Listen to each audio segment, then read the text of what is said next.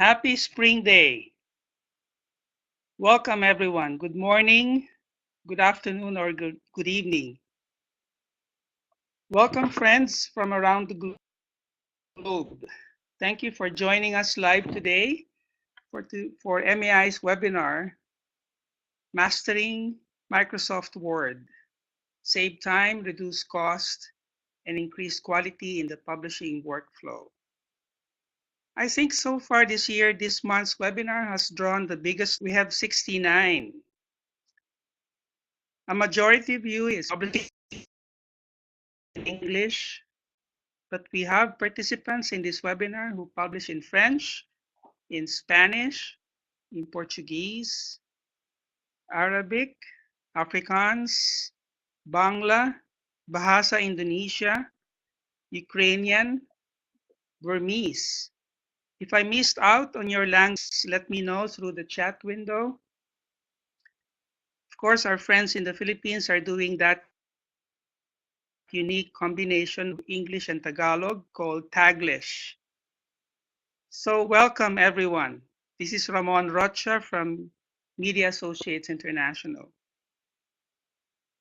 Today's webinar is quite technical. Our resource speaker, Sean, will do his best to cover possible for 45 minutes, switching back and forth from his slides and to share his computer screen for some live demo and examples. As you know, one of the challenges of online learning is poor or slow internet connection. There would be times that Sean may be choppy. Please be patient. We are recording this webinar and we recommend you go back and watch it again. Sean will also post teaching videos in his Dropbox account and later with us the link to that Dropbox folder. He would be glad to answer questions even in the middle of his presentation. So feel free to type in your question in the chat window along the way. Let us know if you are hearing us okay. How's our audio? Could you please let us know how you're doing? Let me introduce our presenter today, Mr. Sean Harrison. Sean has more than 20 years of experience as an editor of devotional and Bible study products, as a developer and trainer of publishing technology and the product development process. He served at Tyndale House Publishers from 1997 to 2015. Sean was the general editor for the NLT Study Bible and the Illustrated Study Bible in the NLT. Did the editing of one-year devotional Bibles and several book projects. In 2015, Sean founded Book Genesis, through which he provides consulting, training, and product development services to a wide variety of publishers. So let's have a warm welcome to Sean Harrison. Sean, please take it away. Thank you, Ramon, and welcome everyone. It's good to have you with us this morning. I am going to be moving quickly and showing you as much as I can in the next 45 or 50 minutes about Microsoft Word. Word is the tool that many people use for writing and editing, and I think that that is represented by the interest in the seminar. The Word has very great features for the editing process, and over the past 20 years I've found ways to use it very effectively as an editorial tool. It's a great tool for interacting with authors. It's a great tool for structuring content for production and for handing it off. So let me show you the few things that I can in the next hour. The Dropbox folder already has a couple of videos in it. It has the source material for these slides. So when we're all finished, you can take these files and you can play with them on your own system. Now a word about Mac and PC. I'm both a Sean, Mac you and... might want to turn off your video. Oh yeah. I'm going to turn off my video so that you can hear me better because the connection quality is fairly weak. So I will do that now. I'm going to give you a word about Mac and PC. I am both a Mac and a PC user. I actually work every day on a Mac, but I worked for 18 years for Tyndale on a PC. And I'm going to be demonstrating the software for you today on a PC in the Windows environment. So here is the syllabus of things that I would love to cover in the course of less than an hour. A big part of it has to do with using styles and templates to more effectively structure your documents and make things consistent. There's also a section on footnotes and endnotes, indexes, tables of contents, the things that have to do with large-scale document structure. There's a section later on using a little bit of automation to improve the quality of your life in Word. And we will have time for questions at the end. And then there's a resources page I'll put up. Now, here's how I'm going to work with questions. I will give my presentation on each subject, and then I will demonstrate something about it. And during that presentation and demonstration, please feel free to type your questions at any time. And when I finish the presentation, I will take a look in the question pane and see if there is something that I should answer. And I will do my best to answer that briefly before going on. While I'm demonstrating, I cannot, the question pane, the demonstration screen takes up the whole screen. So I will come back from that and look at the questions. So let's go on to talk about general principles in editing with Word. Most people, when they use Word, they use direct formatting to try to create the appearance of the document to be what they want it to be. Our goal as editors is not to create a particular appearance. We have a production team that might be us, but it's a separate process that creates the appearance according to what the designer has designed. Our purpose is to create the document structure to be what it should be. In order to accomplish that, we apply styles rather than direct formatting. I'll talk about what styles are and how to use them. We will also define templates for groups of products so that we can have consistency among those products. Another thing that we can do is, instead of hand type tables of contents, we can in many cases generate the tables of contents from the content. We can generate the indexes from embedded indexing tags in the content. We can employ automation to enhance our efficiency. And a big part of this is we are now designing for both print and digital production. I know that in the US, ebooks are very popular. About 50% of the fiction market, somewhat less in the nonfiction market. But ebooks are becoming more popular, and they represent a great opportunity for publishers around the world, because any issues that we have with print distribution are lessened when we talk about digital. So we will talk about some things having to do with making things ready for digital. And finally, in my general principles, I have a public service announcement. This slideshow was created in Word using these principles. So no PowerPoint from me. Let's talk about styling text. A style can be thought of as a collection of a named class for a document element. Now, there are different definitions for styles. The word style in general means the manner in which something is done or elegance in your fashion. But in our context, a style means a named class for a document element, and that class has its own formatting characteristics. Styles are how we indicate structure in the text. Each style is formatted based on the style sheet based on its characteristics. And here's the relationship between styles in Word and styles in InDesign and in ebooks. When we create a style in Word, we create a class. And that class can be used to do the formatting of all elements that have that style, both in our Word document and in the InDesign. and in the ebook. So that style communicates all the way across. Even if the style doesn't look exactly the same in Word, that name is used to create the style as it should be in the document. So there are several different kinds of styles. The first kind of style is a paragraph style, and it's the main one that we will use. Every paragraph in Word has exactly one paragraph style applied to it. There are many predefined styles. Most will never get beyond using the default normal paragraph style. But there's a body text style for regular paragraphs. There's a list bullet style for bulleted lists. There's a heading 1 style for first level headings. And as a starting with styles, you can just use the built-in paragraph styles to structure your document in a regular way. It's very powerful. Now, let's take a look at that. And I'm going to share my screen now and come over to my demonstration window.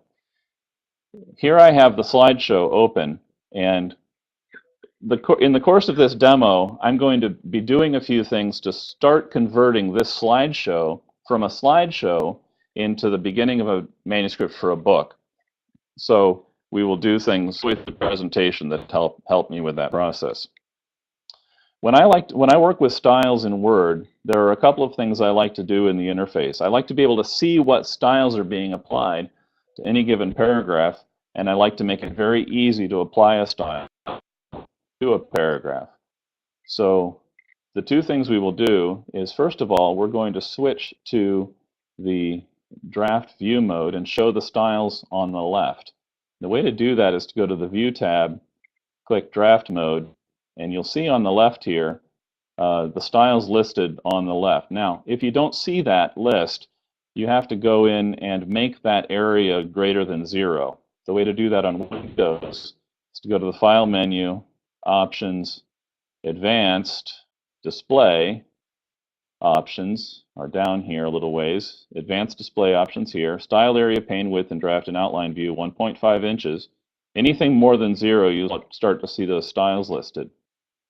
The second thing I like to do when I'm working with styles is I like to show the styles pane on the right, which is where I can change them.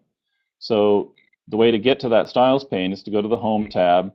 Then there's a styles area over here, little button over on the right corner. You click that, and this shows all of the styles. The style of the currently defined style, wherever the cursor is, has a box around it to highlight it. So you'll see that list bullet is currently applied to this paragraph.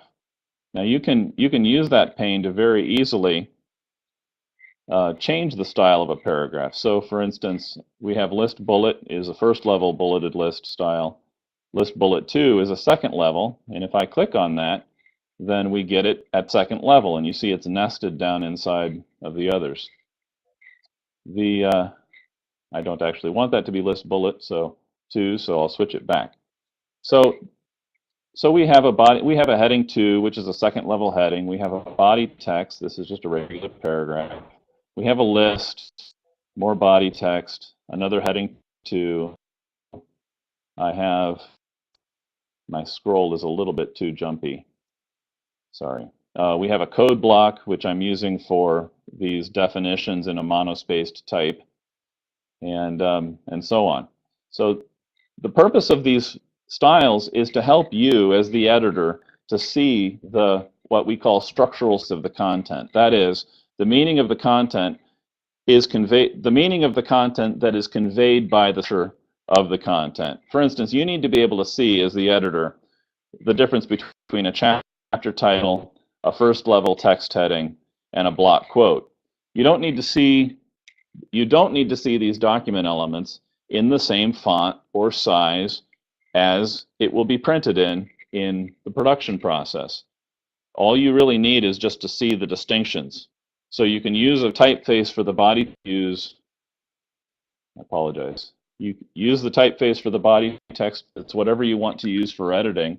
And the designer will define a style sheet using those styles that is appropriate to the design of the book. You don't need to mirror the design of the book.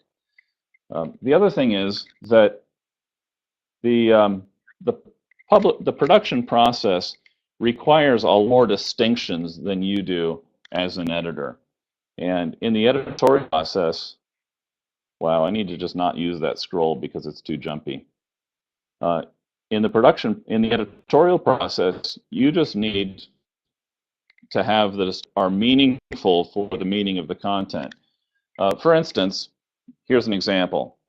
In the body of a chapter, you might have the body text of that chapter might be set at, say, 10-point Minion Pro if you're going to be using InDesign and its default. But the forward of the book is defined as 11-point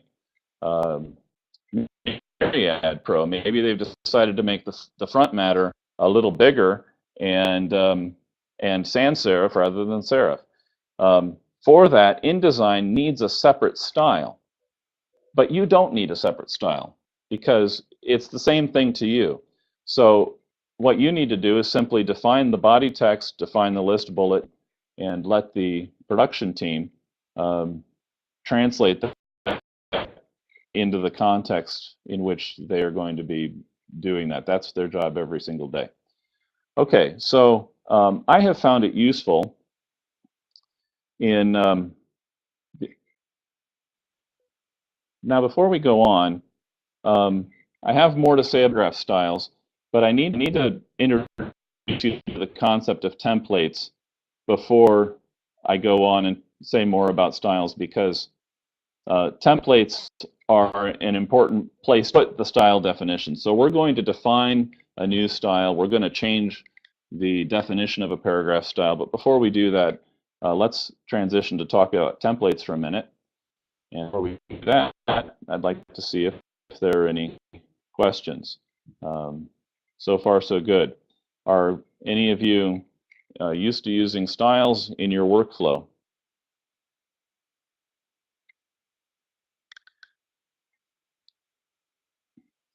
Okay, let's go on. So templates, a template is a special that stores a collection of styles. It also stores keyboard shortcuts, which you can use to access those styles and other things.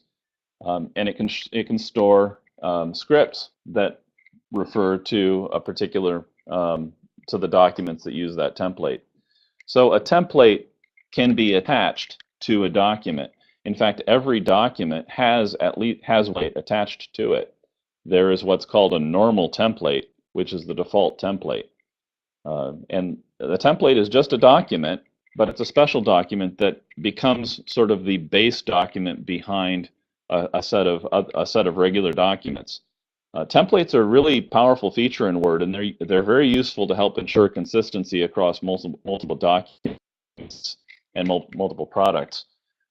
It's for instance, if you have a nonfiction book type of document, you can create a nonfiction template, and your nonfiction editors can use that template, always use all the same styles, and you always have the same functionality available to them. If you end up developing some scripts that are useful to your nonfiction editing, you can put those in that template, and then every nonfiction book manuscript you attach to that template, and then you have access to those features. So it's very easy to create a template from a document, and then you can create a document from a template. And but the thing that we do very often is we will attach a template to an existing document. I'm going to show you how to do those things now. So let's go back to the screen share. Here we have the demo Mastering Word slides document open. And to make this into a book, I want to convert this into a book. I want to convert it into I want to have a book template, but I don't have a book template yet. I'm going to make a book template from this document because I already have a bunch of styles defined, the ones that I'm using in this manuscript. So I might as well just start with this as a starting place, and then I can attach that template to this document, go on and differentiate from my slides. So here we'll make a template from this document. It's very simple. In Microsoft Word, in Windows, you just go to the File menu, Save As. And you'll notice that the default is docx, which is a Word document. We're going to use Word macro-enabled template. Now, there are two kinds of templates. There's the regular plain template, and there's the macro-enabled kind. We want to use the macro-enabled template because we might want to put macros in it. The plain kind of template is useful for situations where people don't want to open their computer to the security risk of getting a macro from somebody else. But we're going to be making our own macros in this template, and we know who we are, so we're not concerned about giving ourselves a virus. We should name this template book rather than the name of the document. And then I want to change the location of the template. Word likes to put its templates in its own folder system, custom office templates or wherever. I like to put my templates alongside the product files and together. And then, yeah, that means copying the template sometimes for a new product, but then I can be sure that I have a good copy that works with this product. So I'm going to click on this and change the location. And I'm just going to go to the folder in which I have these files, which is in my Training Mastering Word MIA folder. And this is the Dropbox folder that I'm going to give you access to. You see there's a couple videos there already. And it's going to save it as book.m. So we'll save that. And now this file that we're looking at is in fact the book template. You see here at the top it says book.m. It's got all of the text from the document, which we don't need in this template. Now, there are times when you want to have text in your template. For instance, when you're doing book contracts with authors, there's a lot of boilerplate text in a contract. And you can make a contract template, all of the text of your contracts in it. And then when it's time to make a new contract, you open up a new document based on that template, and then you just delete out the paragraphs you don't want, or make a few changes for the author, and you're good to go. You don't have to retype the whole thing or copy and paste it from someplace else because it's already in the template as boilerplate. But in this case, we're making a template that's just a style template rather than a text boilerplate template. So we're going to delete all of the text. We're going to use Control-A, select everything, and delete. And it comes up with list bullet as the first paragraph. We don't want that. We want it to just be body text so that when we start typing in a document, we can just open up a new document and start typing, and we're good to go. So now we hit Control-Save to save that template. And now we have the basis of a template. A couple of other things we want to do. This template, you might notice, is only 5 inches wide, also 4 inches high. And we don't want that size for our manuscript. That's good for slides, but for a manuscript that we might want to print out on paper, 4 by 5 is not a very good size. So let's just change the size of the template in the page setup on the Layout tab, and we'll click on that. We'll give it a little more than 1/4 inch margins. I'm working in inches, so I use 1 inch all around. Use 2.5 centimeters. Switch it to portrait mode so it's upright. Change the paper size from 4 by 5 inches to, in the US we use letter, but you might use A4. So we'll just use A4 as the paper size, and we're done. Now our template paper size is correct for manuscript, so that when we open a new document, manuscript document, we can have the right paper. Save that with Control-S and close it with Control-W. And now we go to Windows Explorer, and here's the folder. We have the book template we just made. Here's our demo document, and some of the other things that we did, the slides that we're looking at today. Now, there are 2 ways to get a document that is attached to a particular template. One way is just to double-click on the template file in Windows Explorer and end up with a new document that is attached to that template. So I just did that, and you can see this is document 1, which is a new document in Word, and it is attached to the template. The benefit of that is it's very simple. But let's suppose we have an existing document which we want to use. I'll close that. And we do. We have this Mastering Word demo that we actually want to attach to the book template, we need to be able to attach it. And the way to do that is to go to the Templates dialog and attach that template. The Templates dialog is on the Developer tab, and then you can see Document Template. You might not see the Developer tab in your interface. So if you don't, you have to go and add it. Very often it's not shown by default. So in Windows, you go to the File menu, Options. I spend a lot of time in the options. Customize ribbon, and then you just go over here on the right and make sure the Developer tab is checked. If it's not checked, then you see it disappears. It's gone. So we need it. So we're going to go in and check that Developer tab, and now we have access to it, and we can click on the Document Template button, and you see here that this document is attached to the Slides template. What we want to do is attach it to the book template. So if we just go to that folder, double click, and now it says book template. Now there's this box here that says automatically update document styles. That means to open this document, next time you open it, it will look in the template and make sure that all of the style definition in the document match what's in the template. Very useful for keeping things in sync across a group of documents. And when I say group of documents, I'm talking about study Bibles that have 1,000 documents, and keeping them in sync across all of those documents can be a challenge, but you want to because you're editing content, and you want to make sure things are all the same as much as possible as far as those things go, so that you can focus on content. All of these things are so that we as editors can focus on the content and not mess with the styling. There's nothing worse as an editor than spending time messing around with fonts and spaces and so on. So you do it once in the template and then you're done. And you never have to do it again. So we click OK, and now this document is attached to the book template. Now, if you do that on your system, you might come up with an error message. I didn't. Probably should have made it realistic by having that error message come up. But what happens if there's an error message where it says you can't attach the template? Word is telling you that it doesn't trust your template location.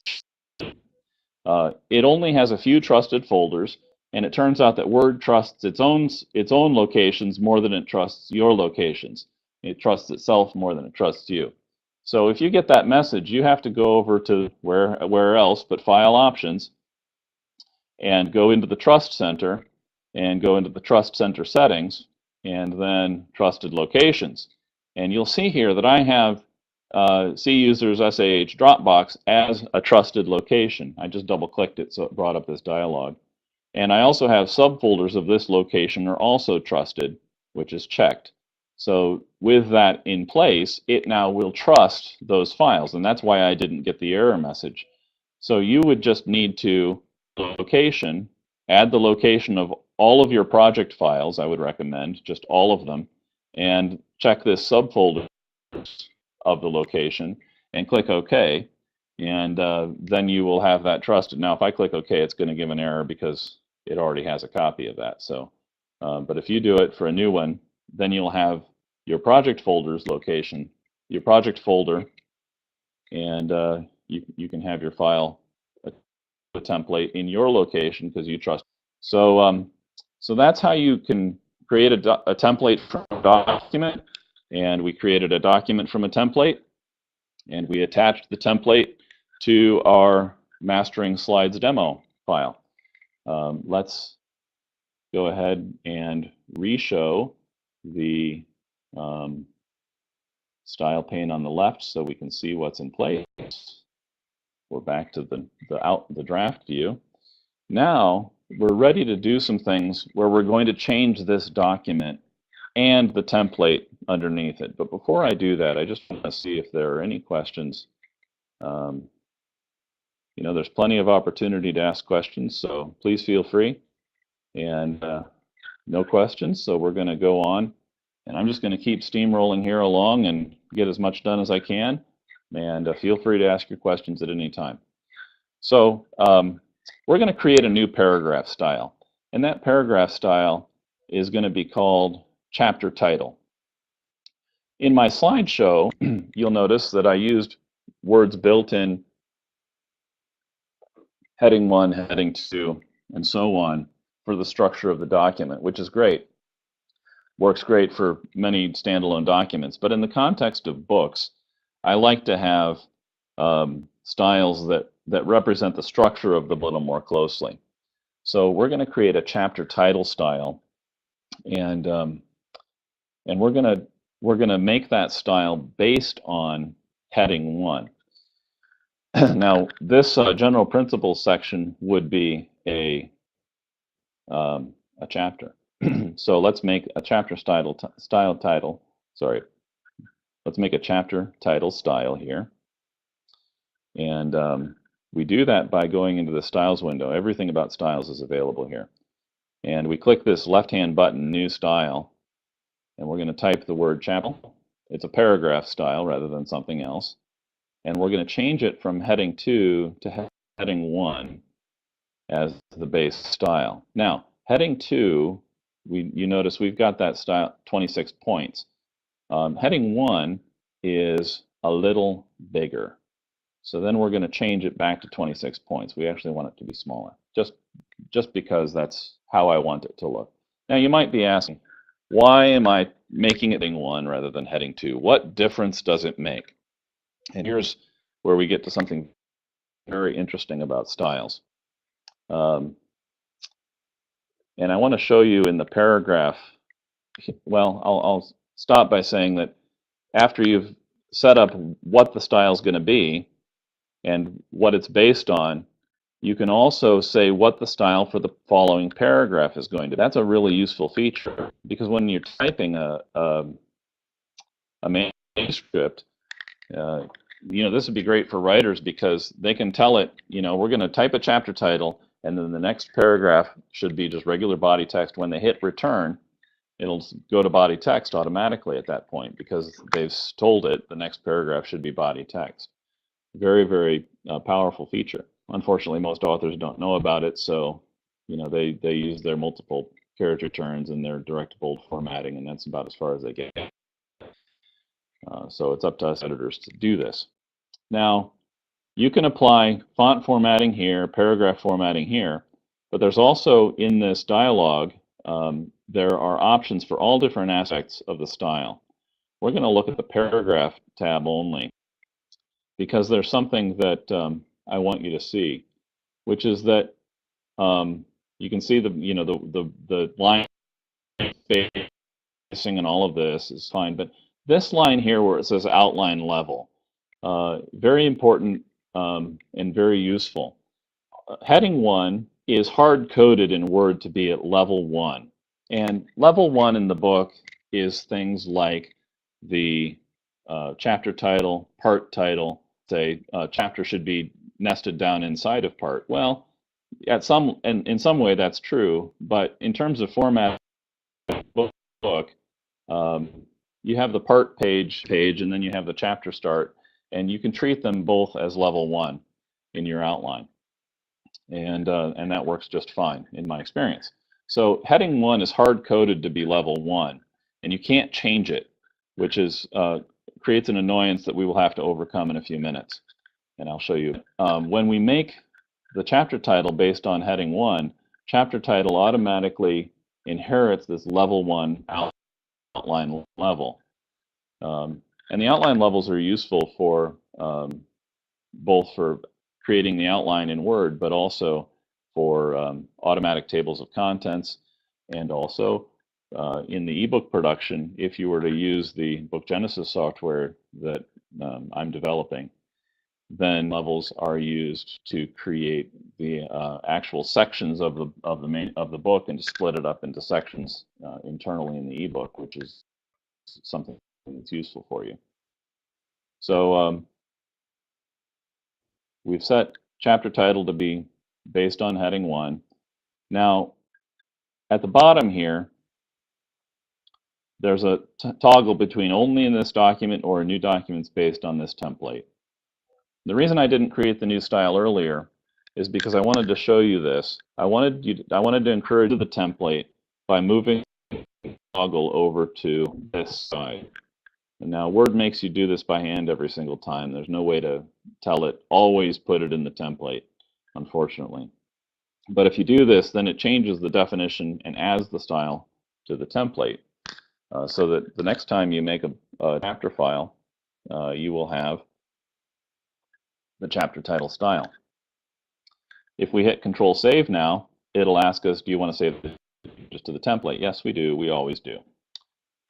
So if we go over to Windows Explorer and we create a new file based on the book template, we will see that the chapter title style, which we just created, exists in that document because we added it. So we don't need that document. I just wanted to show you that. Let's make one more style, and that style is going to be here at heading 3. Now, this heading 2 should probably be a chapter title, so we'll just click that chapter title and turn it into a chapter title. This heading 3 then should be a first level heading inside of the chapter. Now, what style should we use for a first level heading inside text? Any guesses? See if there are any guesses.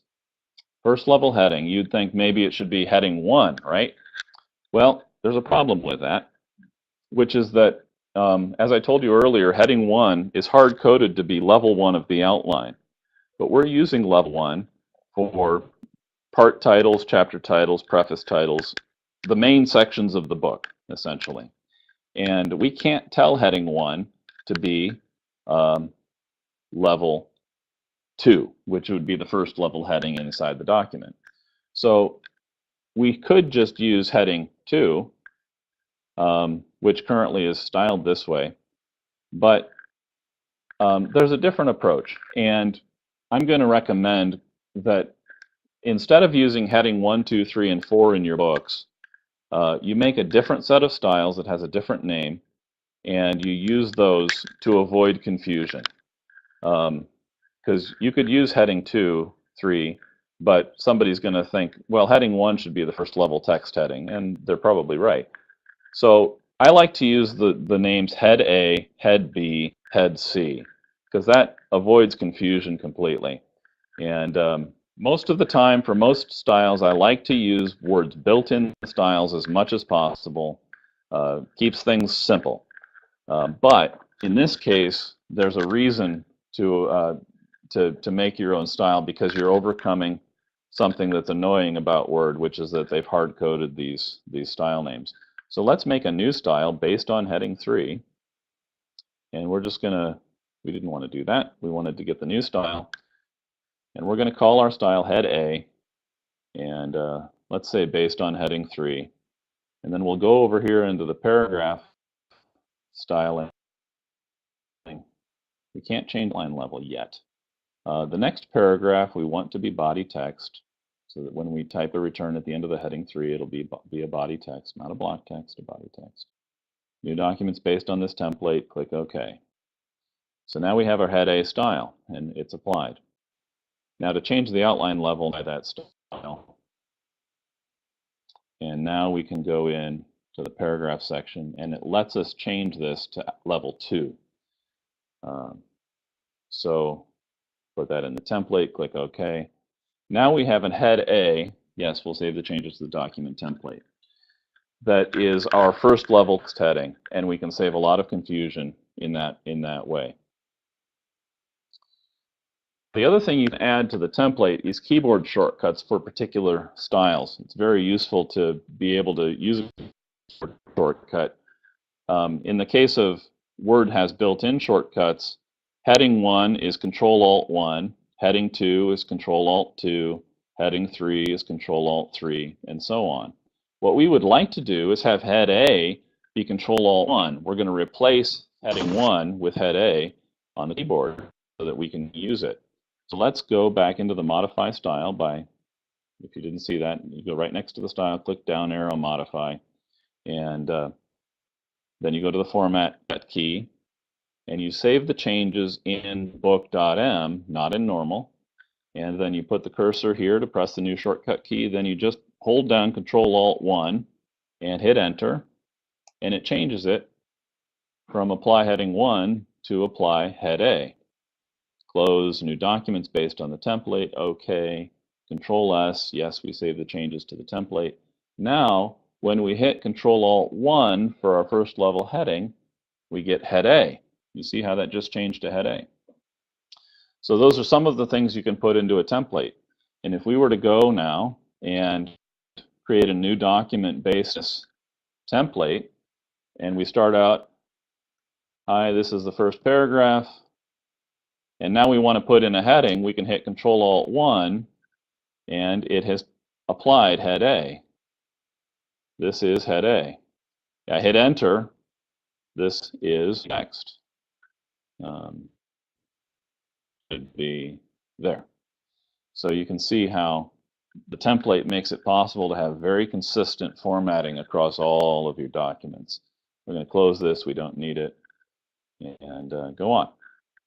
Okay, that's all about paragraph styles and templates for the moment. Any questions? And no, so we'll go on. Happy to answer questions at any time.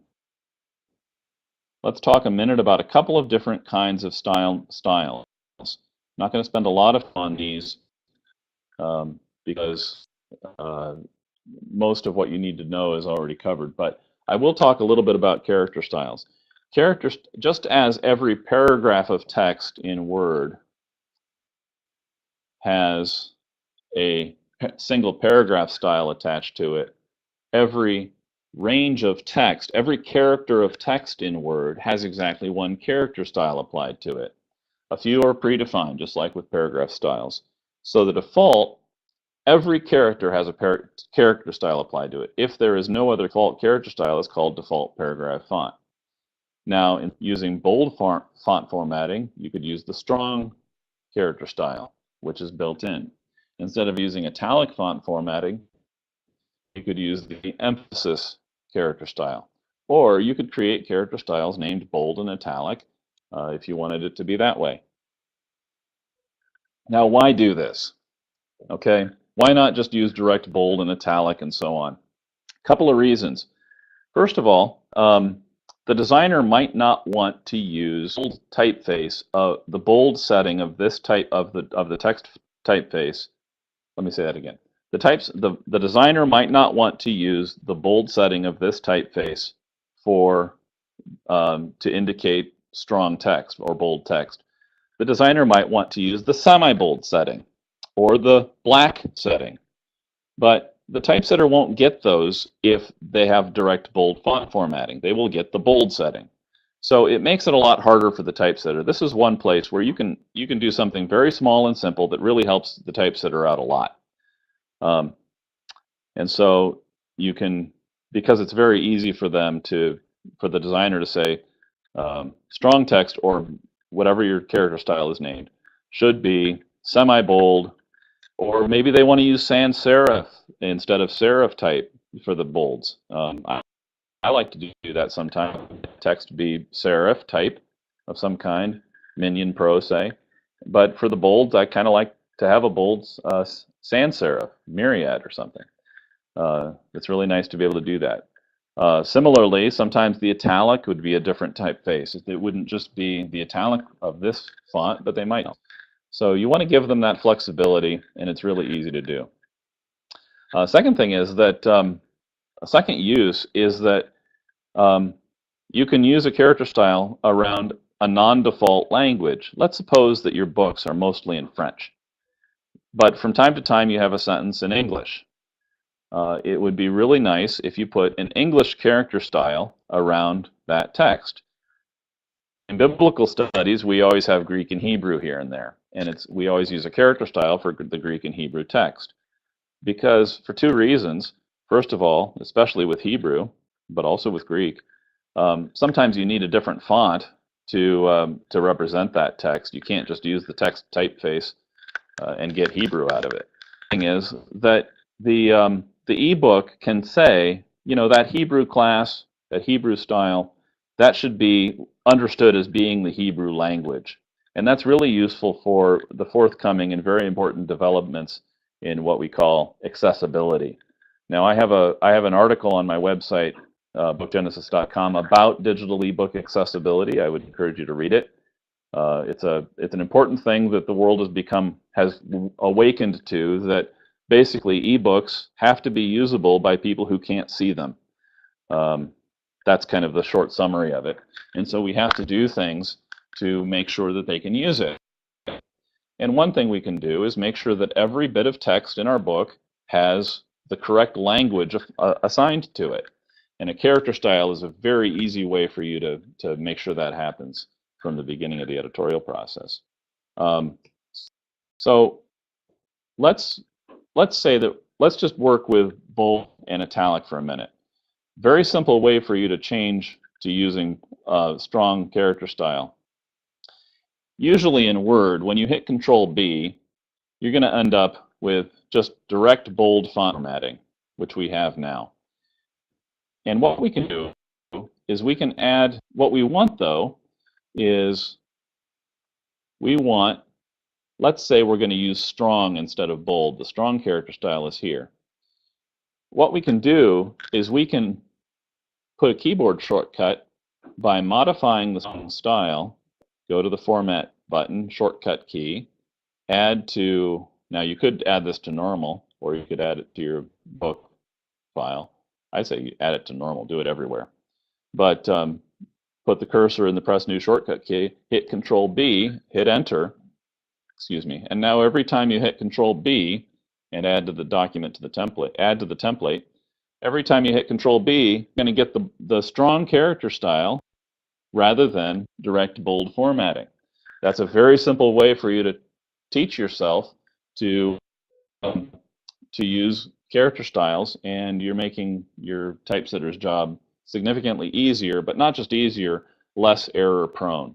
If they have to go search for every direct bold formatting and replace it with their own character style, which is what they're going to do, they might make, so we might as well do it as editors, communicate our editorial intent, and remove that opportunity for the typesetter to make mistakes. So that's character styles.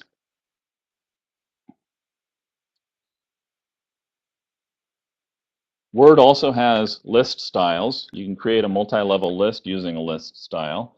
It's very useful to use these. It helps to deal with one of the bugs in Word's lists, which is that lists tend to lose the one number. And but I'll show you lists very briefly here. In the Home tab, there's a lists section here, and you see this multi-level thing. And if you click down on that, you can define a new multi-level list. And you can, actually, I'm sorry, that's not what I wanted. You can define a new list style. And that list style can contain, we go to format numbering in that, let's say that this style is LS bullets. I already created that one. Sean? Okay, LS bulleted. Excuse me. Yes, sir. Yeah. Yes, Ramon. Sean? Are yes, you Ramon. sharing your... Okay. Sorry. I'm not seeing it. Thank I'm not you. seeing your... Thank you. Screen. Okay. I'm sorry, I forgot the screen. Okay. Wow. How long did that go on? Go ahead. Okay. Well, I'm sharing my screen now. Are you seeing my Word document? Okay, I'm sorry. Yes, I'm seeing it now. Okay, yes. sorry. I was concerned that I was going to do that, and I did. Well, I'll show you very briefly list styles. I've already talked about it, but in the Home tab, this multi-level list, you can define a new list style, and you can put the different levels of the list into that style. I'll make a we're running short on time, and there's some other things I want to cover, so we will go on to table styles, which is the same thing. You can, if your document has different kinds of tables, you can create table styles to indicate what kind of table this one is. That's what a style is. It's a name that says it is this kind of thing. And sometimes you might have tables, and so you might want to have different table styles that show those. I will create a video, haven't done it yet, that shows those, and we will go on. Short word about footnotes and endnotes. Just a public service announcement. Word's footnote and endnote functionality is excellent. It is able to be imported by professional production software, including InDesign for print, bookgenesis.com for ebooks. Your production flow should be able to use the words footnotes and endnotes. And then my little snarky comment here. If your production team insists on something else, please send them to me for additional training, because I can show them how to do it. The recent version of InDesign, which just came out this past year, now supports endnotes, which finally it does. It's been out for a long time, and it never did. Now it does, so we can do everything with footnotes and endnotes in Word. That's all about that. There are a couple of ways to generate content in Word. Tables of contents are a great opportunity to generate content, as well as the index itself, if you have indexes in your book, rather than, and both of them are the same kind of thing, where you have the information that is needed to piece of content embedded in the content itself. And rather than hand editing a table of contents, for instance, which is error prone, the headings might fall out of sync with the interior, not to mention the fact that in the ebook, you're not going to have a linking between the two. You can just generate the table of contents using Word's table of contents tools in many cases. Same with indexing.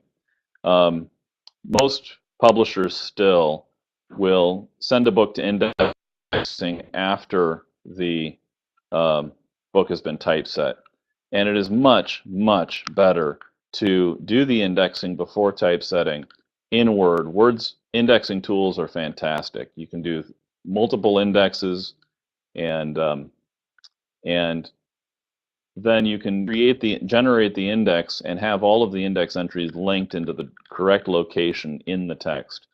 For ebooks, that's important, because on an ebook, when the index says page 5 as the target of the index entry, and it goes to the text at the beginning of page 5, it might be several screens away, and the person has no idea where to find that text in the ebook. It's on the same page in print, but it's several screens away in the ebook. So if you do the indexing in Word before typesetting, using Word's indexing tools, which are excellent, then you can generate the index. The ebook will have the link go right to the text that was indexed, and the person will be able to see exactly what was intended. That's a much better user experience. So it's very simple to create a table of contents in Word, but using their tools, but it only applies certain situations. If all of the content being referenced is in a single Word document, you can use Word's table of contents tool. If you have your manuscript in multiple documents, then Word's table of contents tool doesn't really handle that. And if your TOC formatting requirements are simple, if your table of contents formatting is a little more complicated, then you might go past what Word's TOC feature can handle. So if you're able to use Word's TOC feature, it's great. And I'll show you that really quickly here. Ramon, I'll share my screen. And we're going to go to the beginning of this document. Yep. Make a mistake once, but hopefully not twice.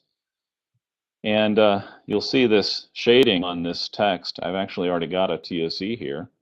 And what I'm going to do is I'm going to delete it. So let's just shift, click, delete that section break, delete that section break. Okay. And now we're going to put our table of contents right here after the syllabus. We're actually making this into a book, right? So we're going to change this from syllabus to contents. And we're going to put a table of contents here. So it's on the Insert tab. No, it's on the References tab, Table of Contents. And we're going to do custom table of contents. We get this table of contents dialog. I don't like to show the page numbers because I don't need them, but you can. I like to use hyperlinks instead of page numbers. You can show as many levels as you want. Now, here's where those outline levels come in play. If I only show one level, it's going to show chapter title and heading. I still have heading 1 in this document. I haven't gotten rid of everything. We're going to do that during the final section. If we showed levels 1 and 2, then it's going to get chapter title and head A as well as head 1 and 2. So let's do that. And we click OK. And now we get TOC1 and TOC2 paragraphs. TOC1 is for level 1. TOC2 is for level 2. And that's all there is to it. When you convert this out to an ebook using, say, for instance, Book Genesis, this will become a linked table of contents. If you convert this out to InDesign, it converts to InDesign also with links embedded. And I don't want to get into the details of all of that, but I just want to tell you that if you use this feature, it converts directly to the output formats, and you can now navigate your document nicely. Oh, I want to go edit something in the list style section. I control click on that, and I go down to the list style section. The other thing is that if I, want to change the title of a section, I can do that. I can go back to put the cursor on this section, hit Control F9 to update the text. Oops, sorry, it's just F9. F9 updates the text, and you see the text of this is updated. So F9 is your shortcut for updating a table of contents field. I'm not going to talk about a lot of other kinds of fields, but this kind of field is the one I'm talking about. So I really don't want to, list styles are great. I really just want it to say list styles. Go back to the beginning and hit F9 and F9, and now it just says list styles again. So that's how useful very simple table of contents are. You don't need to worry about comparing the table of contents with the interior text. Very boring drudgery that editors do over. Just make a table of contents field and you're done. If you can. Now, there are situations where you can't, and in that case, you can use cross-references to create a text, to create a textual TOC, where from each chapter title you create a cross-reference to that chapter title. And you can also automate that process with word scripting. Now, the cross-reference won't generate the whole TOC, but what it will do is it will update the text chapter title when you update that, when you edit that text, so you can be sure that when you've hit Control 9 or F9, sorry, F9 on those fields, that everything is up to date at the very end. Well, we're about out of time. We covered a lot of material and we haven't finished, so we could spend 3 hours.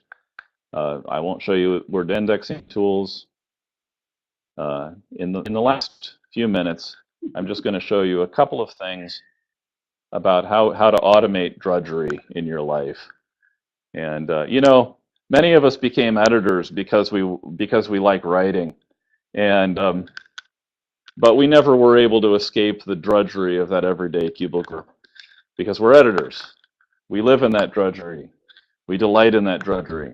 But we can make it less of drudgery by using find and replace and word macros in a little bit. Now, the second example I quote here, This is from Leo Tolstoy's War and Peace on the Barnes & Noble Nook. Somebody at Barnes & Noble thought they would be very clever, and they changed every instance of the word Kindle to Nook in this book. And ended up with this sentence in the published War and Peace on the Nook. So that's there as a sort of a warning. The problem with global find and replace the world over is that you do things that are stupid if you're not careful, because you don't want your light to be nooked, to be kindled. And you want your reader's light to be kindled, and you want your author's light to be kindled and not nooked. So with find and replace, you need to be very careful. It's often better just to step through the search hits than to use the global replace. But if you're using it carefully and well, the find and replace in Word has incredible features. You can find and replace special characters. You can find and replace all kinds of formatting, wildcards. You can combine all of the above. I have maybe a minute left. I'm just going to share my screen and show this to you very briefly. So let's go to Home, Find, Advanced Find is what I want. I always want the Advanced Find dial. In fact, I make a keyboard shortcut, Control-Shift-F, that brings up this dialog because I want to use this dialog rather than something else. And you can find, for instance, a paragraph mark by doing P, and that will find the next. You see how it's highlighted mark. Let's go down into the text and you'll see this a little more. You'll see this a little more distinctly. There it is. It's got the paragraph mark highlighted. You can find, you can use wildcards to find any character between A and Z by using brackets and a hyphen for the range, and it'll find the next A to Z. You can make it, and it found the next one, the next letter. It actually is, it's case sensitive, so if I want it, so it found the next capital letter. If I wanted to include lowercase, I could add A to Z, lowercase, and it would find every letter. All kinds of things you can do. Another thing you can do is find, I can find the next of a particular format. Let's find any font that's bold, click OK, and that font has the default paragraph font style, which means when you put those two things together, we're finding any place where the author put in direct bold formatting. And we're going to want to replace that with the format style strong. I hit S to go down to the S section. Didn't see it yet. I'm hitting S repeatedly. There it was. Click OK. So we can find the next direct bold formatting, which is here on the public service announcement. Well, that's actually on the head A, which is styled bold, so we don't need to make that. So we find the next one. And what have we got here? We have another heading 3. This is one of the reasons why I usually don't use bold in my headings. I usually make my heading styles without any bold or italic. I just make them bigger, and I use a light face, and that way I can see and I can get rid of the direct bold. It has any direct bold, but let's put some in here. And then if we were to advanced find, the next direct bold is going to be bingo, that one, because there's nothing, all of the styled text, the stuff that's already strong won't be hit. Okay, well that's very briefly a couple of the things you can do with find and replace. Very powerful, and I have a lot of screen sharing videos I'm in the process of making. I already have a couple that go over the material with paragraph styles and templates. I'll be making some more and putting them into that folder for you. I had a whole section on macros. basic word macros, useful to learn how to do. We're not going to do it today. I'll make a video showing it. And so that's it. We haven't had any questions, but I am available. And my email address is at the bottom of the slideshow. And there's a Dropbox folder with the link at the bottom of the slide there, you can see. And I don't think you can actually click the link, unfortunately.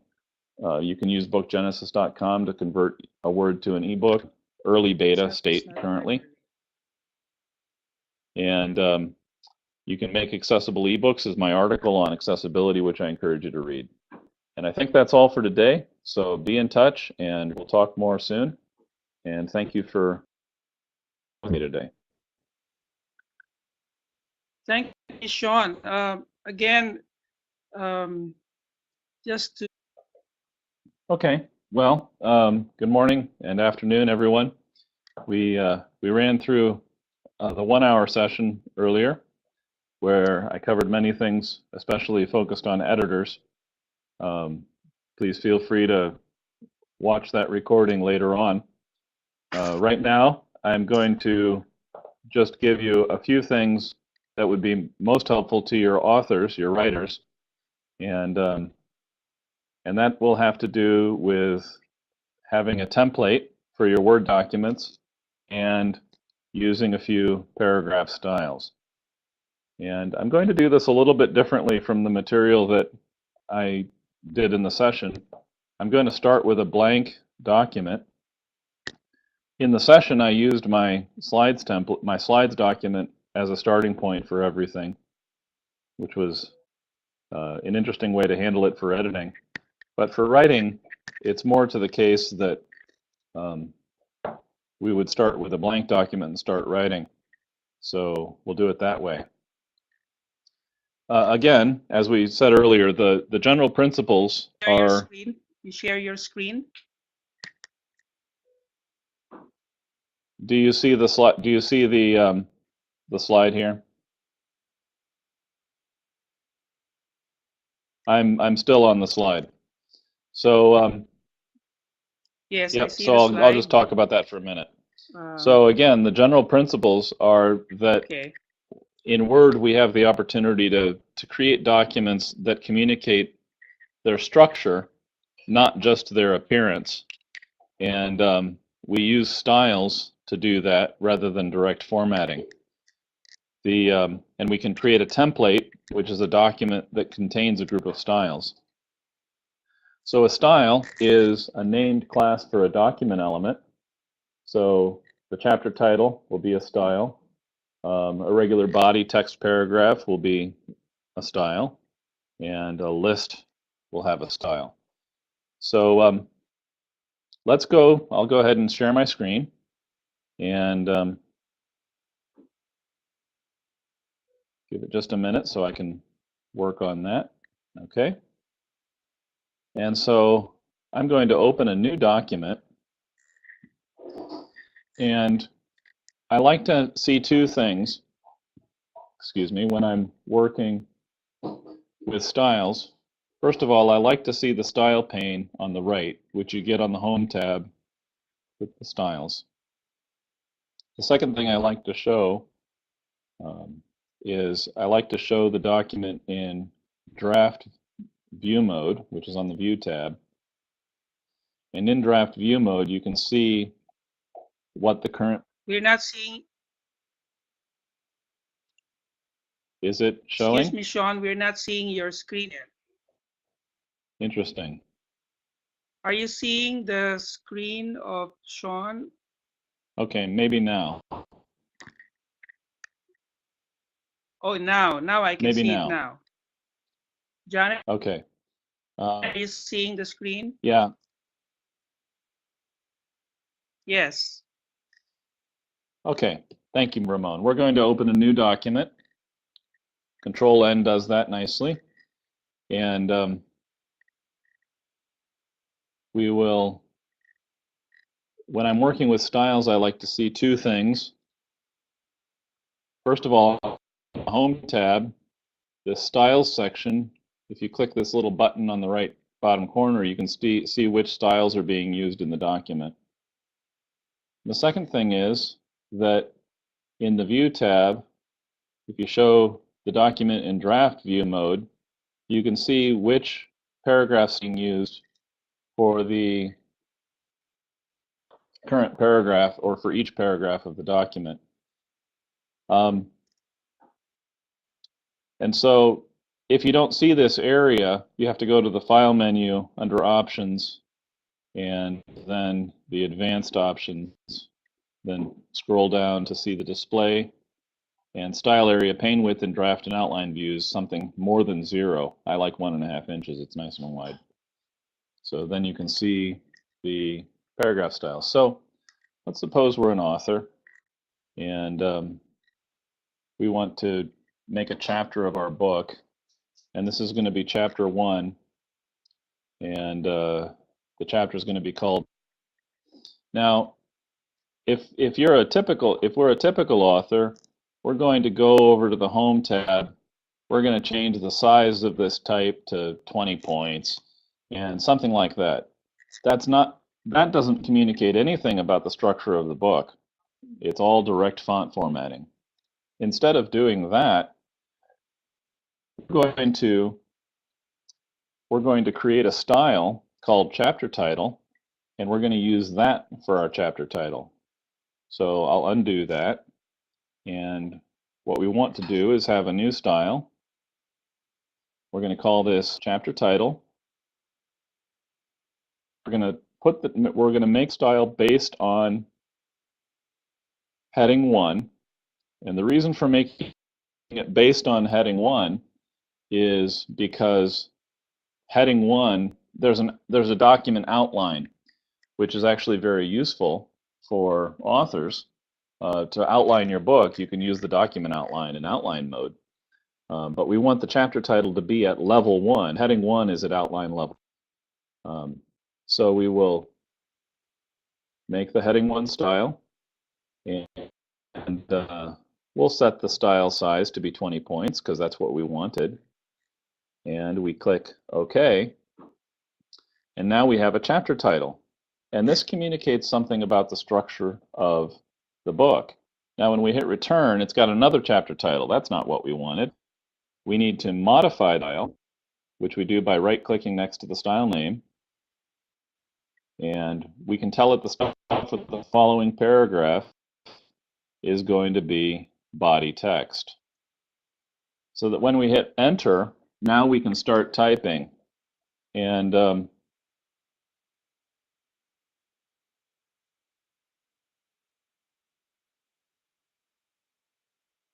that's our first paragraph, and we hit enter. And now we're going to make a list. We want to just have a short list that indicates the bullet points of creation because we're writing something. What we want is to use a list style. And we don't see a list style here. We need to open the options, and we want to see all styles in alphabetical order. Still don't see a list style. Well, let's manage styles. There is a list style. This is what happens when you start with nothing.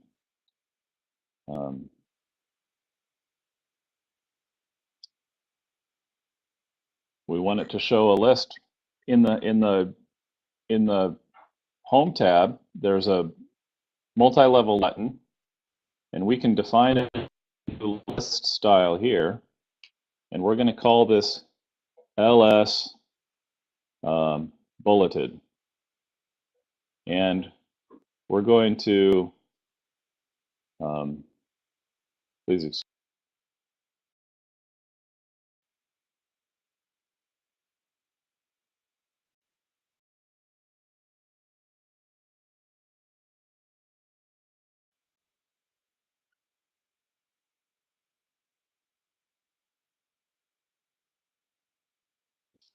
Okay, I'm back. I'm sorry for that.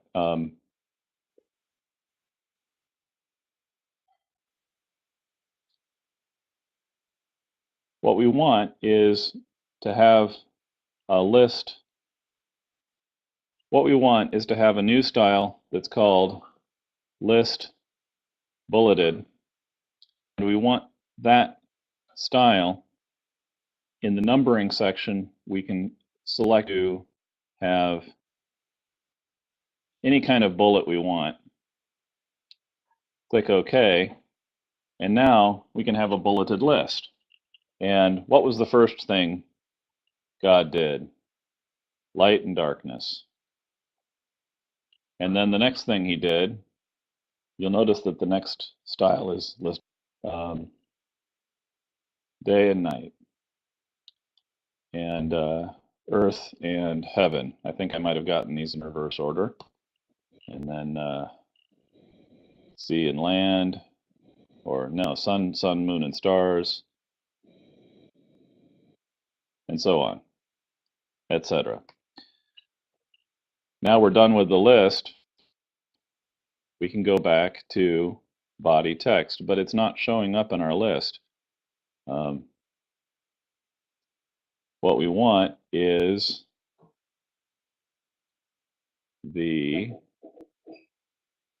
one of the things about Word that I struggle with is it doesn't show me all of the styles.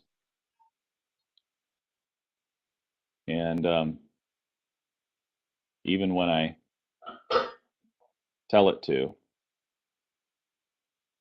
it's not showing me body text.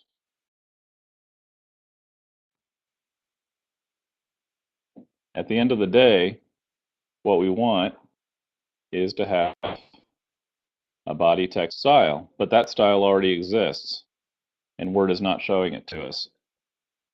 So we've already run into an issue here in trying to create something from scratch for our authors.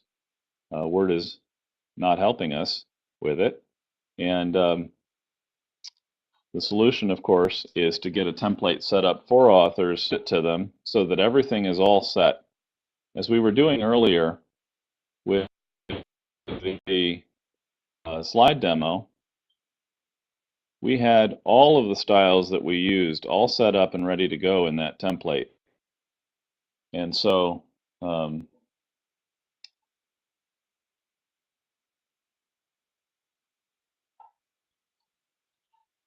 we haven't done that, and we've started from scratch. Ramon, I think I've gotten myself into a corner. I've painted myself a corner that I'm not sure how to get out of when I'm doing this sort of on the fly. I think what I'd like to do basically is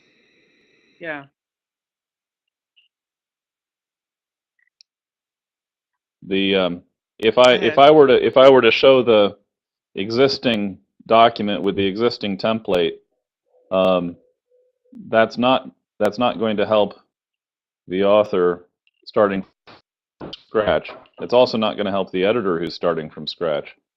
So I think what I need to do is work out the procedure for that, and as with several other things, post a screen video showing how to do that in a very straightforward way. So I'd be happy to put that one together, because as we tried to do it, we ran very quickly into some of the things with Word that because I work with templates every day, I hadn't run into that issue for a long time and had forgotten about it.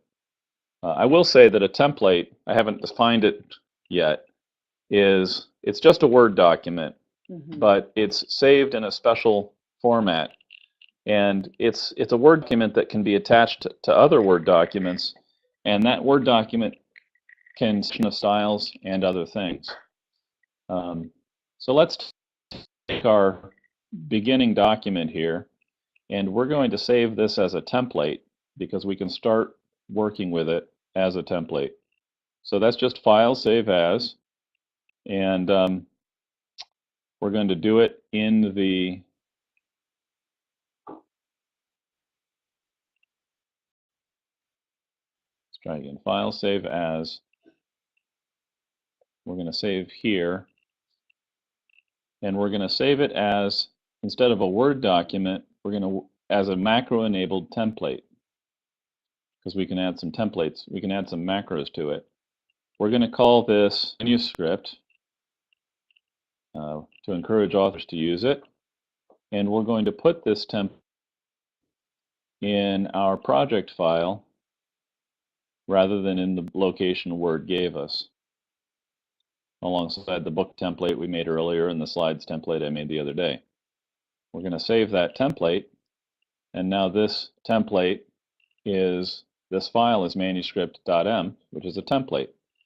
Now we don't want the boilerplate text, so Control-A and delete, and Control-Shift-S this dialog, which is how it looks like I have to apply the body text style the first time. And so that was the way around the trouble. Now I've got a template that starts with the body text style. I save that and I close it. Now, if I go back and I didn't ever Sean, save my excuse beginning me. document. Yes, sir. I still haven't shared my screen. Am I keeping Please this share to your you? screen.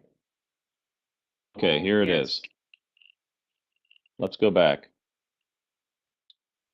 We will do this the right way. What I'm going to do is I'm going to get some text that I don't have to worry about typing. I'm just going to get 5 paragraphs of text, and I'm going to copy that,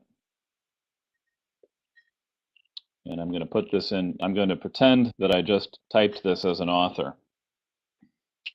And you see a title, you see a quotation, 2 quotations. Everything has the normal style. If we open up the draft view mode, you see. So we're going to attach the template that we just made. Well, actually, you didn't see that because I didn't share my screen, right? So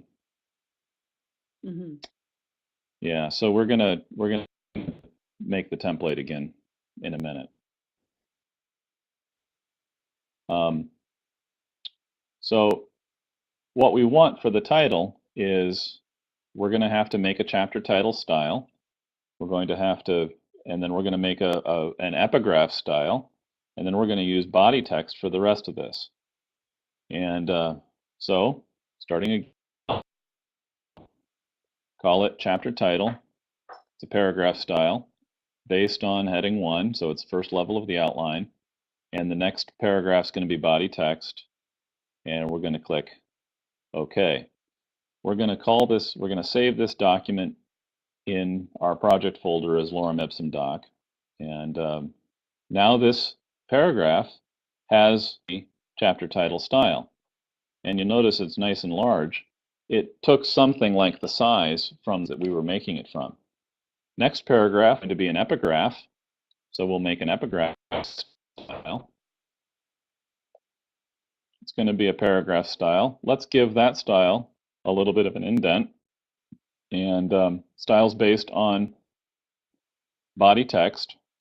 All body styles can be based on body text. And the style for the following paragraph can be epigraph because there might be more than one.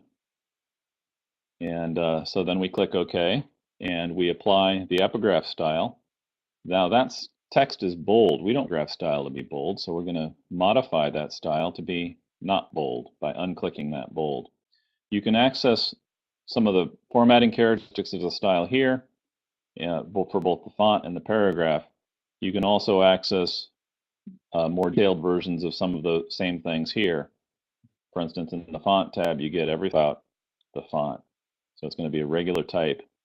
Click OK, and now the epigraph is not bold. So then we put our cursor on the next one and click epigraph. It automatically becomes epigraph. We don't want this line, so we delete it. And now the next several paragraphs, of which we're only going to keep, I think, 2. Let's get rid of the rest of them. The next couple paragraphs are going to be text. Now, we ran into this a minute ago, the fact that Word does not show us the body text style out of the gate. Very annoying, and I'll have to explore how to find it. But Control-Shift-S brings up this Apply Styles dialog, and it turns out you can see the body text style here. So all of the styles are shown here, and there are a lot of them. But if we type body text, first of all, undo, because I accidentally did the strong style. If we do body text and apply, then now this document is styled graph styles. And that's good, because now if we're the author and we send this to the editor will know that that first text is a chapter title and won't have to guess from the size and style of it. And the body text paragraphs are also as such. Now, if we had a block quote somewhere here, let's suppose this second paragraph is actually a block quote and should be indented. Again, we could indent it directly here, but we don't want to do that because that won't communicate block, and it won't communicate the meaning very clearly. Instead, we want a style called quote. And again, it's not showing it, but I know that Word has that style.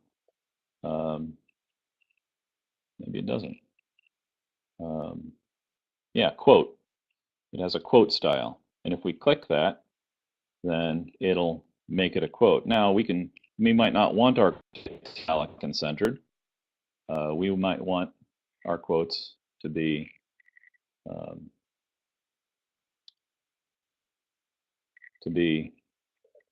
Roman.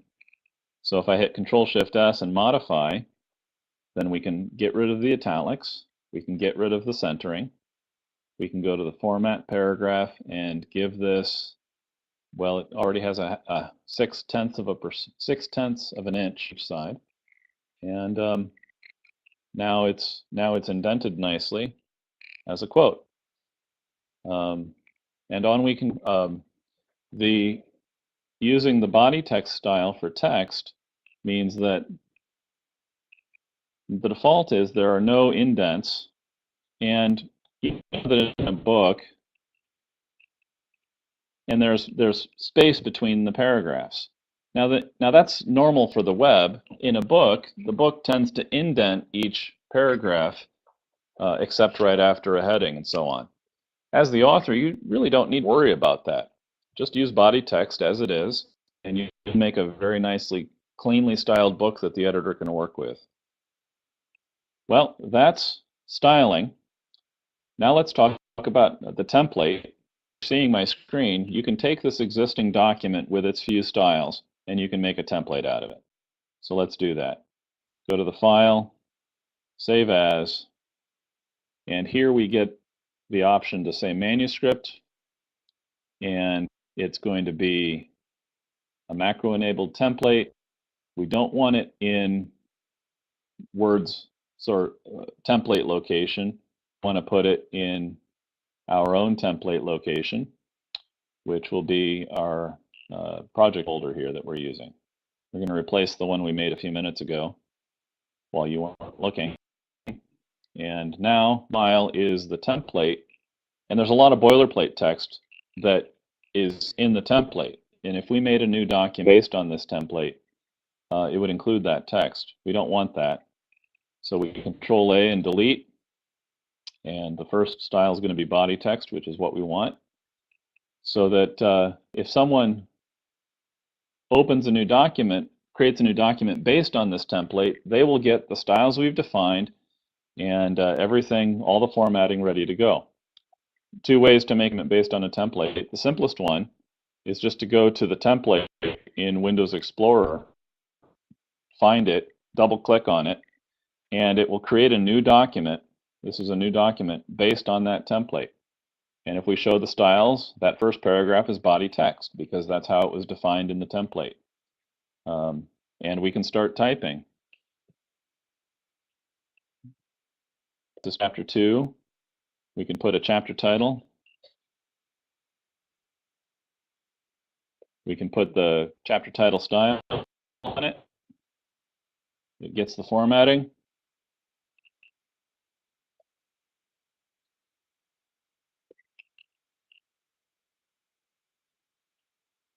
Styling is a great way to stop fiddling with fonts and worry and pay closer attention to content.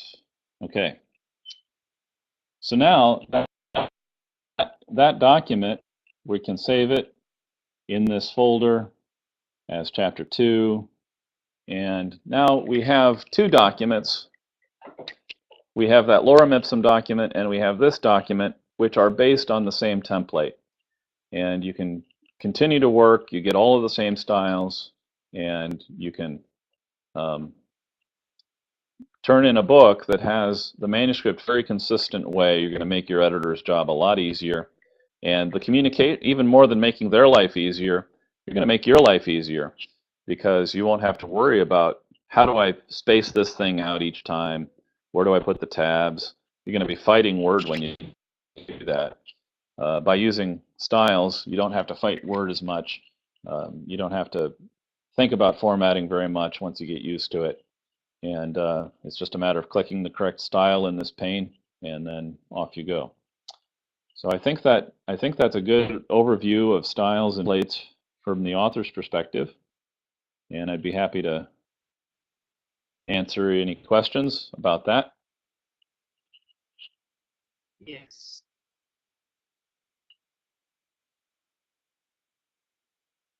Any questions from the floor? Sean just showed us how to use, how to set the styles and create a template so that you can continue to work on your that template. There's a question from Lisa. The styles created in Word transfer to Google? Yes, they do. And that is a good reason to use Word's built-in styles as much as possible because Google Docs knows what to do with those. It might change the formatting, but the formatting is only there at this level, at this point. The formatting is only there to communicate structure and meaning because you're going to have a designer, even if that designer is you, in many small presses it can be, but you're going to have a designer define the appearance in the print product of everything. And it's not going to match what you doesn't have to. It's not going to match what you do in Google Docs, and it doesn't have to. All it really needs to do is communicate the meaning. So yeah, if we were to upload that document to Google Docs, shall we do that? I'd be happy to do that. Let's just, I'll open Internet Explorer, I guess. Can you do it? Sure. I'm sharing my screen, yes? Okay, good. And, you know, I'm not signed in to Google on that browser. So I'm going to do this actually here. Google.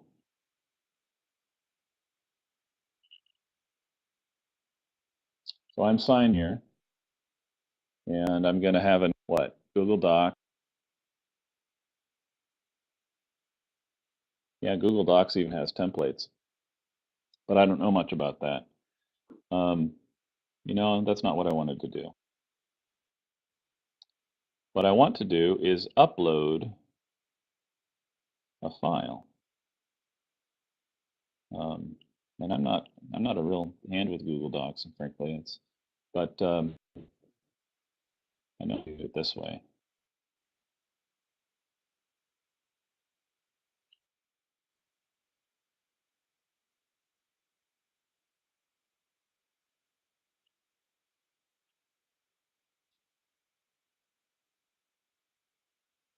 Well, okay.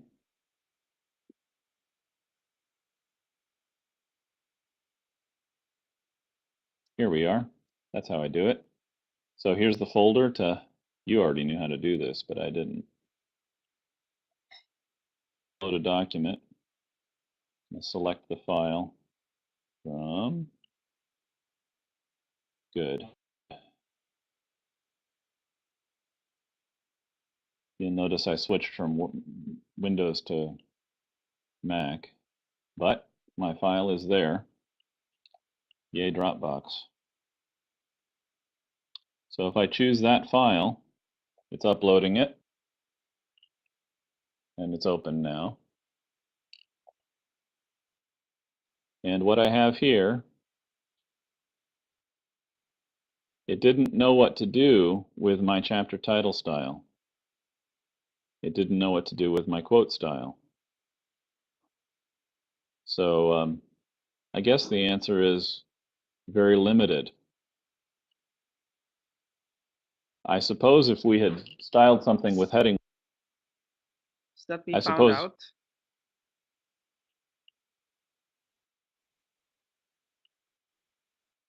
So that's good to know. Let's try something else.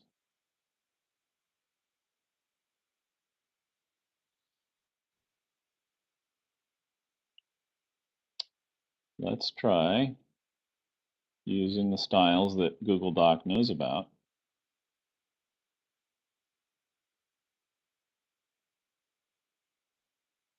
If we switch to using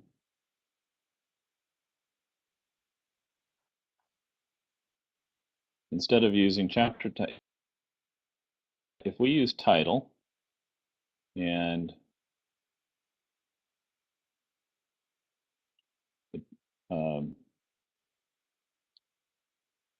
if we were to put in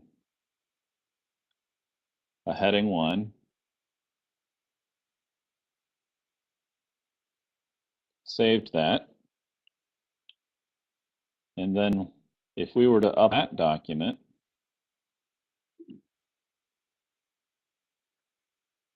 I wonder if it would recognize. That's what I'm asking right now. We just saved that, so here it is.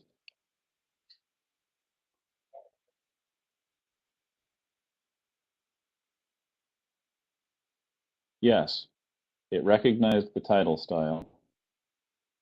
It recognized the heading 1. But I think what you could do, I wonder, can you upload a document and tell it should use a particular template in Google Docs? Because you might be able to set up a template in Google Docs that has the styles that match the ones you're using in Word. Testing. Create a template in Google Docs that has the styles you're using in Word, whatever they are. And then try either copy pasting or uploading into a new document with that template. It might very well recognize the styles because it has them, but it might not create new styles that it doesn't have, and that might be what we were seeing. So that's a guess. I think that's as far as I can go with that question. At least full information. Thank you, Lisa. Yes. Any other question from the floor?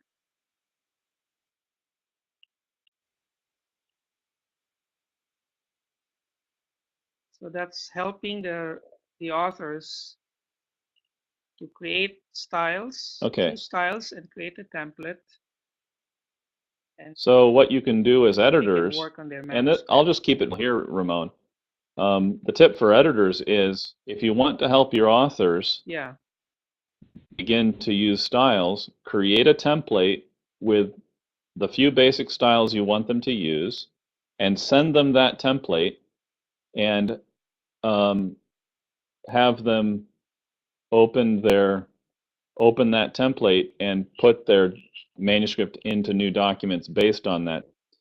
And that way they can then use the styles you give them as they're writing. I see. So you know, that is something that could help them to develop as authors, to learn a skill that they haven't had before, which will help them to work more efficiently.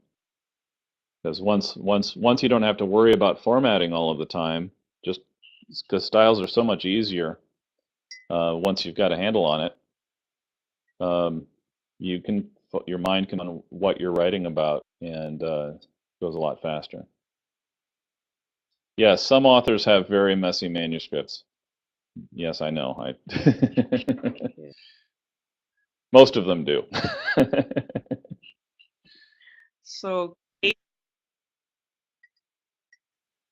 creating a template and giving it to your authors will be a lot of help. Yeah. So that's an assignment for the editors to create a template and your authors. Okay. What could be the next topic, I'm sorry? Sean? One more topic? What could be the next helpful tip that we could give them? Okay. Well, when you get a manuscript from an author, one more helpful tip. So find and replace. I'll show you a simple find and replace that will help you to convert the author's font formatting to styles. And we're going to do it with, I'll go back into, Internet Explorer. We're going to go back onto the Windows side of my machine here, open up this Lorem Ipsum, and we're going to not have this heading here, just to keep things simple. And so let's suppose your author has put some bold type in various places. Thank you, Ramon. I'm sorry. Okay. Here we are with our Ipsum document, and you can see that the author has put some bold in various places.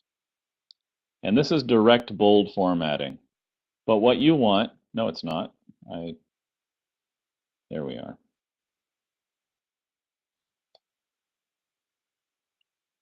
Okay, this is direct bold formatting. And what you want is you want to use, instead of using direct bold formatting, you want to use a strong character style. You want to use character styles for the same reason you use paragraph styles, because the character style communicates the meaning of what's there. The fact that the text is bold is just how it appears, but what you want to communicate is that this should have some emphasis or some strong characteristic to it. And Word calls that style strong, which is right here. And you can apply that style just by clicking on it. Now, it's helpful to distinguish the strong character style from the direct bold so you can see it. And so we can just modify the strong character style. Let's make strong text dark green. No, let's make it dark blue. Okay, dark blue, and that way when we see dark blue, we know that the character style has been applied. Now, that's not how it's going to look in the published book, but for editing, it's nice to see, okay, I've got the correct style on that based on the fact that it's blue. This one, however, does not, because it's just black. So I'll show you a find and replace use that can find every instance of direct bold formatting that you want to replace with strong character style. I didn't mention the other reason for using character styles.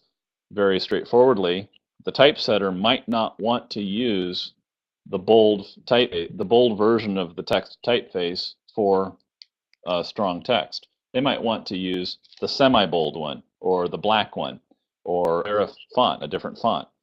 And by using a character style for it, you make it possible for them to do that without any trouble. If you don't use a character style, then they have to do this find and replace, and it's error prone. And it would be better for the editor to do it and make sure that there aren't any errors introduced by the typesetter. So find and replace. We go over to the Home tab, find, use Advanced Find, and what we're going to do, let me clear that out, clear out the formatting, because I need to add that stuff in. We're going to find formatting. The font is going to be bold, and the style is going to be what's called default paragraph font. When there's no character style applied, it uses this default paragraph font character style. Those two things together will mean any text, either the paragraph style has bold in it, or there is direct bold formatting on the text. And now it would be very nice to be able to, sometimes headings are bold, and so it'll hit those.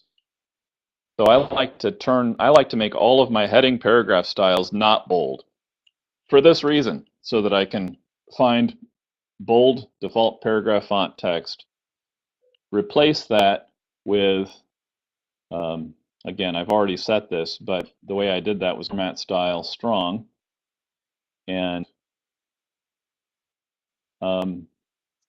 then you can find the next one and replace it, and you see it turned it blue. It's subtle, but you can see it. You can replace it. Now, if you're confident that that's the only usage of default paragraph font that's bold, you can replace all. And we only had one left. And you can very quickly convert all of your direct font formatting that you get from the authors to paragraph styles by using that formatting-based find and replace, which I find very, very helpful. So there's your one tip.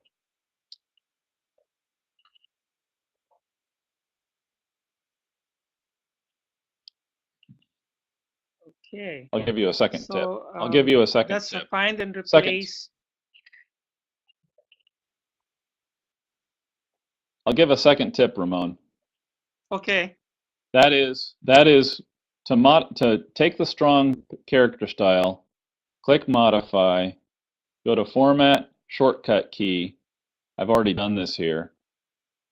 Put the cursor here, hit Control B and Enter, and that will assign Control B.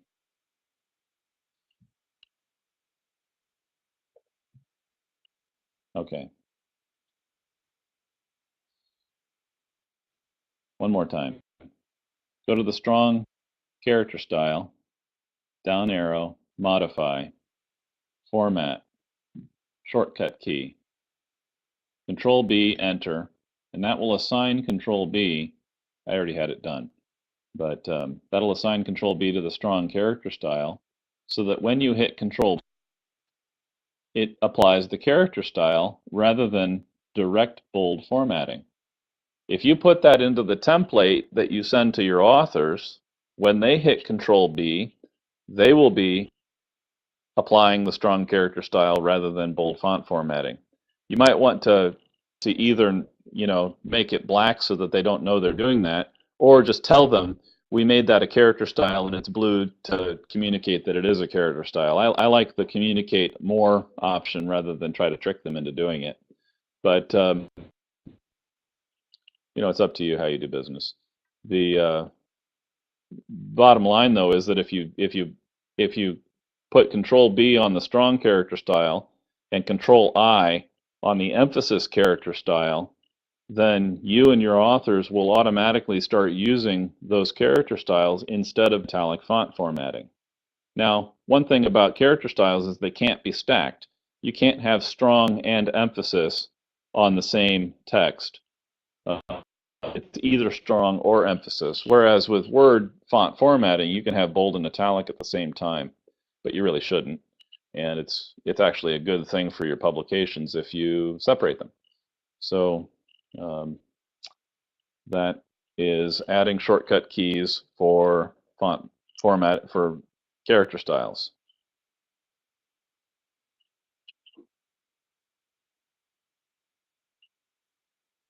Okay.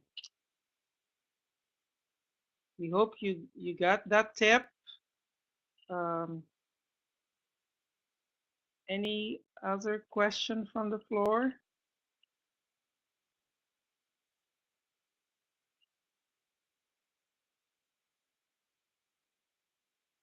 Lisa or Janet?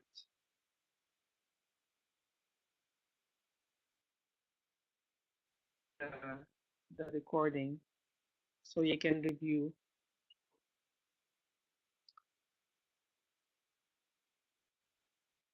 And again, if you have the slides document, there is a links folder in that slide. Okay. Yep. Yep. Yep. Watch the recording. Try it out for yourself, and don't hesitate to be in touch.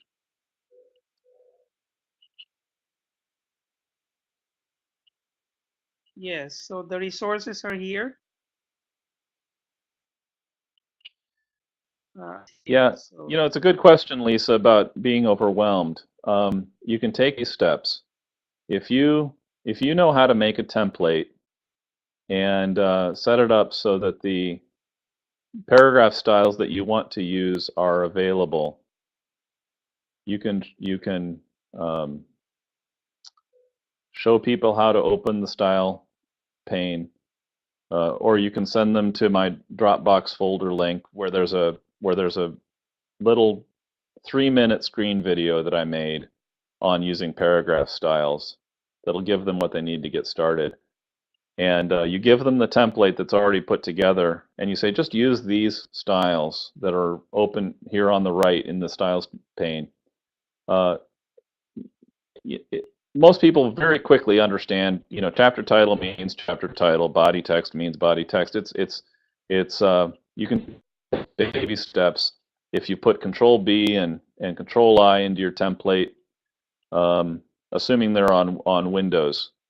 I will say that keyboard shortcuts do not work between Mac and Windows.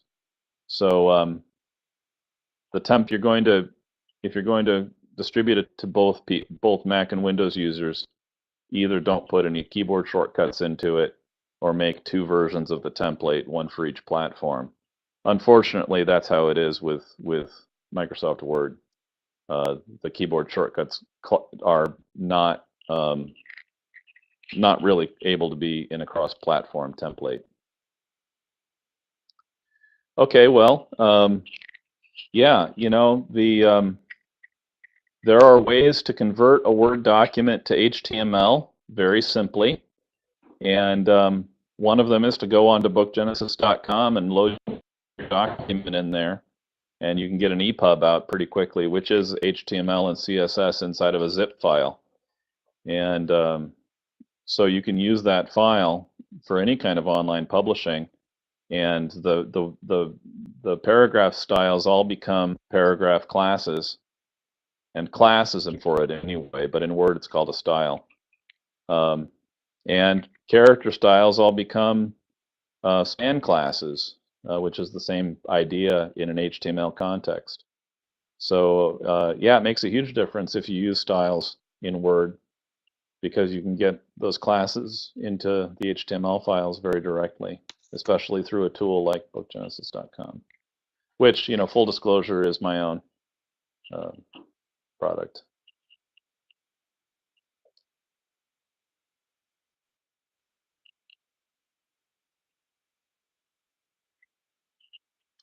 Okay. I need to do this again due to technical difficulties, but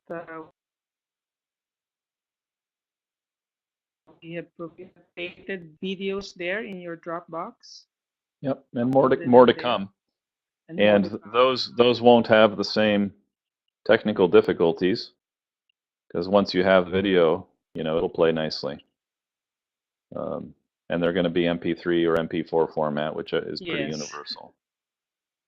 So no network lag once you have the file downloaded, of course. They're big. Okay. But so I'll be working on, you know, doing a few more of those for this presentation. Thank you very much again, Sean. Yep. Well, thank you all for coming, and it's been a pleasure. And thank you, Ramon. We appreciate your help. We appreciate your help and your flexibility. Thank you so much. Okay. Thank you for our participants for your patience. We had some technical difficulties, and please watch out for the email with the link to the recording. And again, also a reminder to get to the to view the Dropbox folder that Sean created. Yes, thank you very much, patience.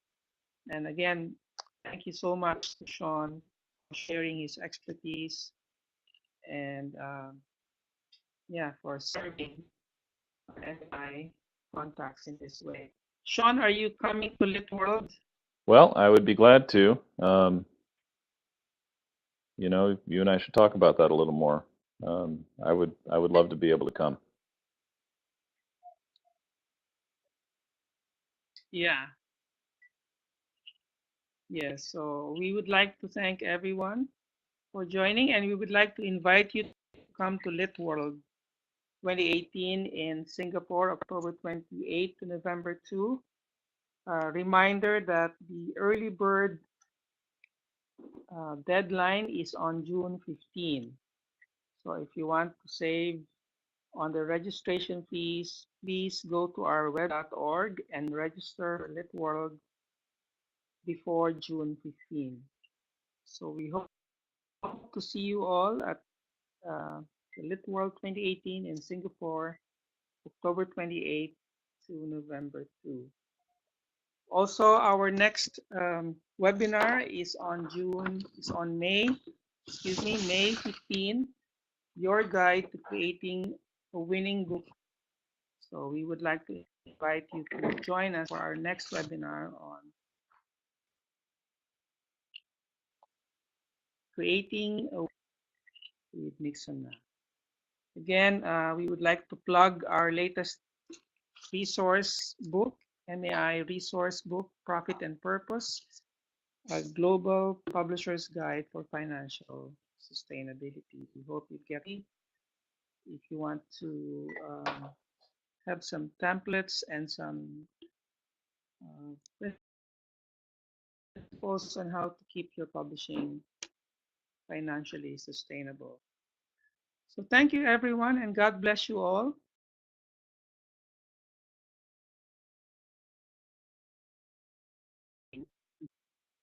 Thank you so much. Goodbye for now, and God bless you all.